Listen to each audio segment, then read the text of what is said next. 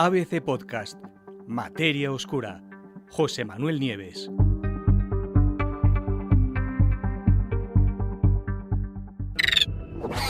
Júpiter, planeta caníbal.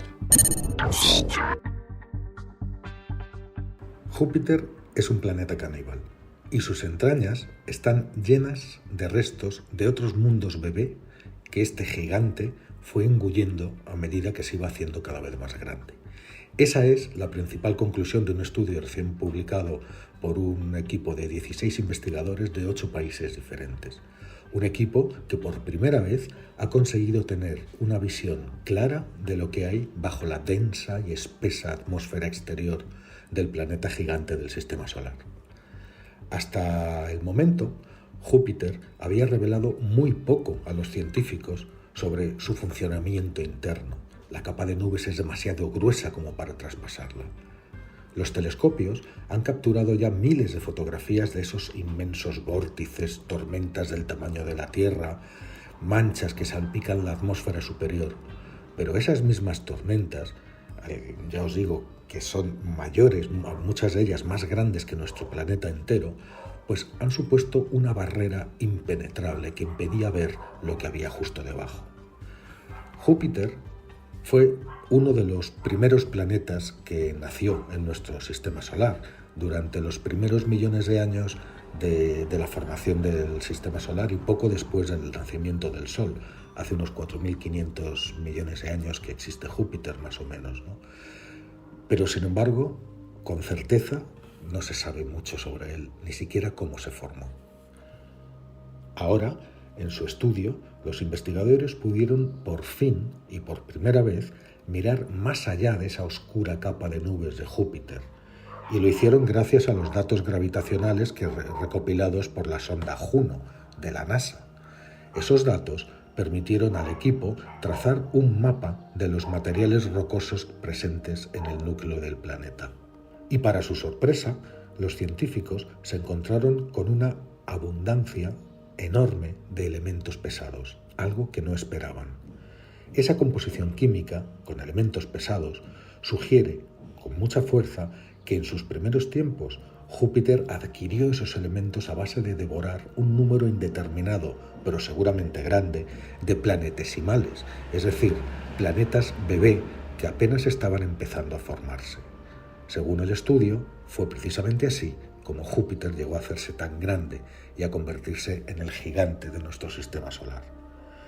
En la actualidad, hoy en el presente, Júpiter esencialmente es una gigantesca bola de gases en perpetuo movimiento, pero sus días empezaron de forma muy distinta, acumulando grandes cantidades de material rocoso, exactamente igual que hicieron el resto de los planetas del sistema solar.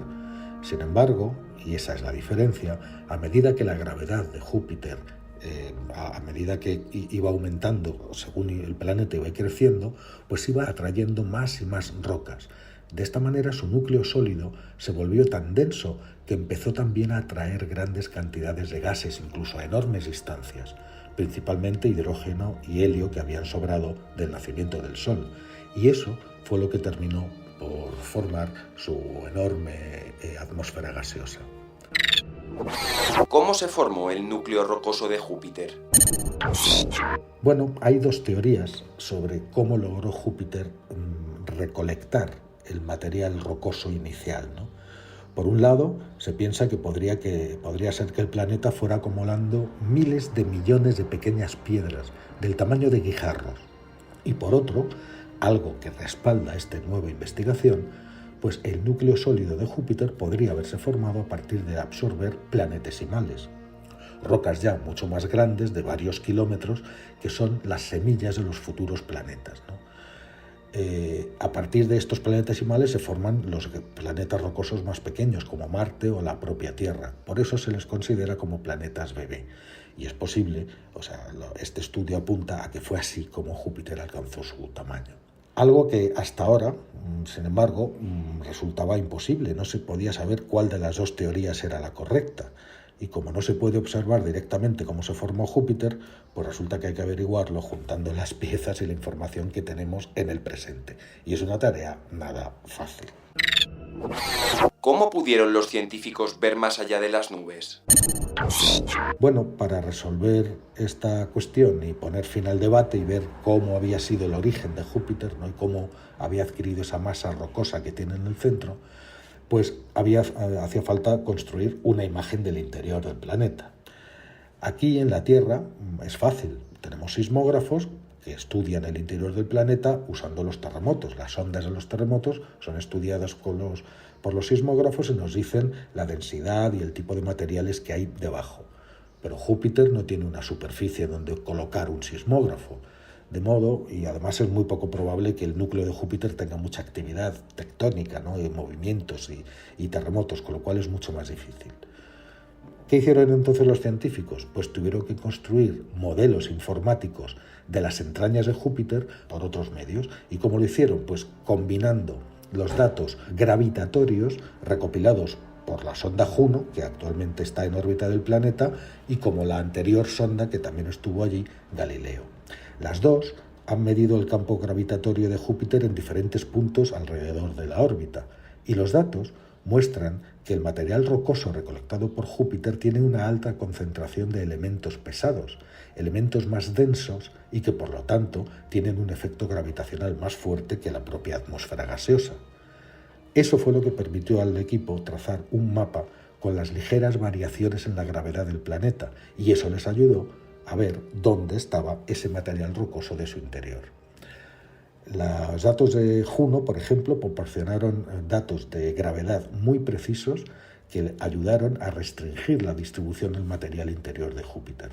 Datos muy singulares y solo se pueden obtener con una nave espacial que esté allí en órbita.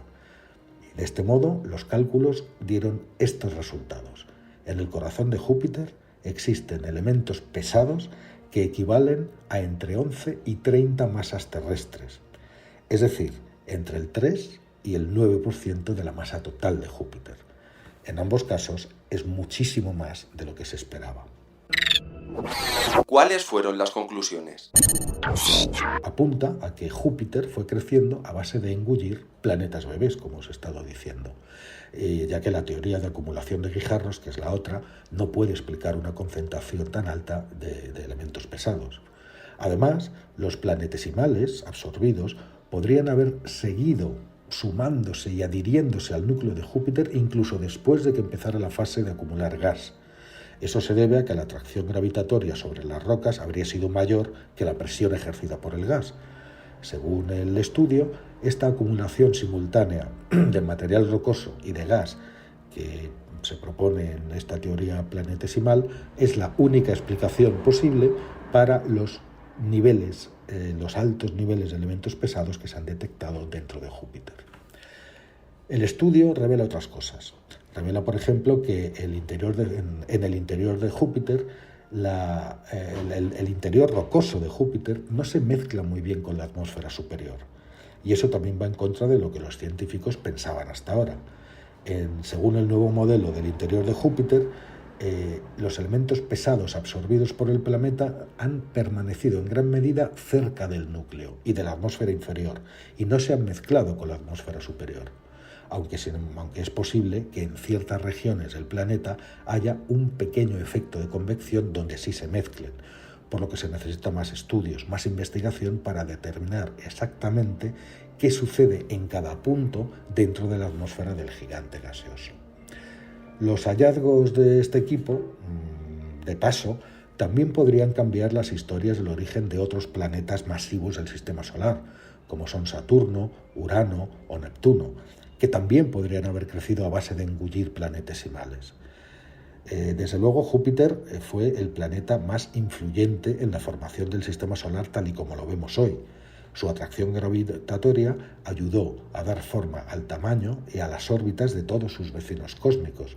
Desde luego, Júpiter fue el planeta más influyente en la formación del Sistema Solar tal y como lo vemos hoy. Su atracción gravitatoria ayudó a dar forma al tamaño y a las órbitas de todos sus vecinos, los planetas vecinos, por lo que determinar cómo llegó a existir, cómo creció, cómo llegó a formarse, tiene importantísimos efectos colaterales que se pueden aplicar en otros planetas y decirnos con muchísima más precisión cómo surgió nuestro sistema solar, cómo se formaron los mundos que nos rodean en nuestro sistema solar.